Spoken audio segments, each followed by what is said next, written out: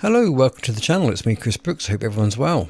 So, as many of you will probably remember, I sent off a letter to the company's house regarding what I seem to be a little bit dubious asking for ID. I've had a response from them, and let's have a look at what they've got to say before I show you what my counter response is. So this is what I've had from company's house. Let's have a ganders. Dear Christopher Brooks, thank you for your correspondence of 3rd of July regarding the IDV regime. I have been asked to reply. I have included responses to your questions below, but some of which I have been unable to answer without further clarification from yourself. Nature of Companies House. Is Companies House a government agency or a private limited company? Companies House is an executive agency of the Department of Business and Trade. DBT is a ministerial department. Companies House is the register of UK companies and not a private limited company. Applicability of the ECTA requirement. What was the date on which this requirement became law? The Economic Crime and Corporate Transparency Act received royal assent on the 26th of October 2023. Reform to Companies House has been implemented in stages. At present, the identity verification service is live but not yet mandatory. Identity verification of directors, equivalents and PSCs will become mandatory later this year, autumn 2025. The exact date will be communicated in due course. Which exact section S of the Economic Crime and Corporate Transparency Act 2023 impose a mandatory obligation on directors and penalties for non-compliance? Under the Companies Act 2006, it is required by law that limited companies must have at least one living director. Please see sections 154 and 155 within the above link. You have been contacted because, as per the information held on the Companies House register, you are listed as the sole living director, Christopher Anthony Brooks. Under the Economic Crime and Corporate Transparency Act 2023, Companies House was granted new powers to verify the identity of all living directors, persons with significant control, PSCs, and those who file information. Below is the relevant legal reference concerning identity verification of directors. Please note, there are several other sections of the Act which require mandatory identity verification for Companies House purposes. Companies Act 2006, 667M, prohibition on director acting unless ID verified. Under the Economic Crime and Corporate Transparency Act 2023, you are legally required, as a living director, to verify your identity with Companies House. Does failure to comply represent a breach of statute? Failure to comply with the requirements contained in the Companies Act 2006 and the ECT 2023 constitutes a breach of a statutory duty and may result in enforcement measures being exercised. Does the requirement apply to all UK registered bodies, police, NHS, banks? As Companies House is the register of UK companies, our reforms only extend to registered entities, i.e. companies and partnerships. Identity verification requirements include directors, their equivalents in other registrable entities, and PSCs. Change in terms and consent. When a company incorporates in the UK, it is registered as a separate legal entity. That entity is granted limited liability in exchange for compliance with the rules and regulations that govern companies. Legislation is often iterated as a result of cultural and governmental changes and will evolve accordingly. If a company no longer wishes to comply with their legal obligations, they can, at any point, dissolve their company and relinquish their limited liability status. Compensation for labour. There is no compensation provided to companies for complying with their legal obligations.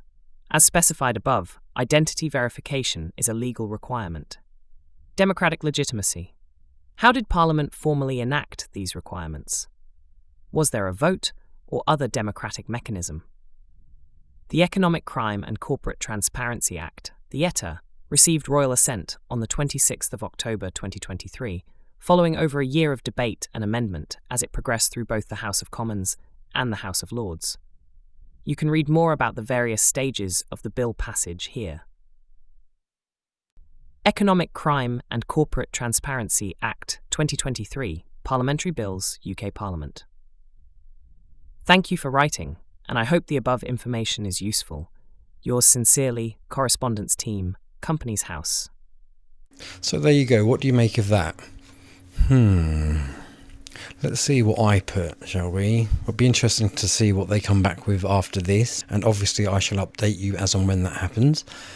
Let's have a look. Dear Sir Madam, thank you for your response, dated 15 July 2025, regarding the Economic Crime and Corporate Transparency Act 2023 (ECTA) and its applicability to identity verification (IDV) requirements for directors. Having reviewed the information provided, I am writing to request further clarification on several legal and procedural points to ensure compliance in good faith and to avoid any unintended contraventions. My requests are made in the interest of legal certainty, procedural fairness, and proportional application of statutory obligations. 1. Clarification on enforcement date. You mentioned that identity verification is live but not yet mandatory and will become obligatory later this year, autumn 2025. Kindly confirm the precise date on which IDV obligations become legally enforceable for directors under the ECTA, whether any enforcement measures may be imposed prior to the official commencement date. 2. Full statutory citation of obligations and penalties.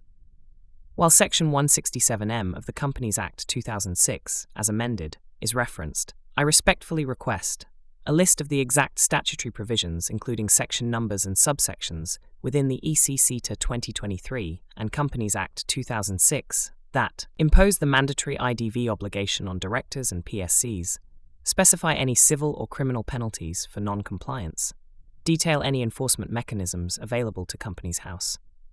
3. Scope of the IDV requirement. You note that the IDV obligation applies to directors, PSCs, and those who file information. Please clarify whether the term "those who file information" includes agents, secretaries, or third-party service providers, or only applies to individuals filing in their official director PSC capacity. The statutory authority under which these individuals are included in the IDV regime. 4. Right to appeal or object. Please confirm whether there is a statutory or administrative process by which a person may challenge or appeal a decision regarding IDV status, object to enforcement measures taken in relation to IDV non-compliance, make representations or request reviews prior to any administrative penalty. If such procedures exist, kindly provide guidance or links to the relevant policy or regulations. 5. Nature of enforcement measures. To better understand the risk landscape, I respectfully request clarification of the types of enforcement actions Companies House is authorized to take in the event of IDV non-compliance, e.g. financial penalties, striking off, director disqualification. The thresholds or criteria used to determine when such enforcement actions will be applied. I would be grateful if you could address the above queries in full or direct me to the relevant statutory instruments, guidance notes, or implementing regulations. This information is essential for ensuring compliance and upholding the principles of legal transparency and administrative fairness. Thank you for your continued assistance. Yours faithfully. So there you go. Let me know what you think in the comments below. Look after yourselves, and I will speak to you all again soon. Bye for now.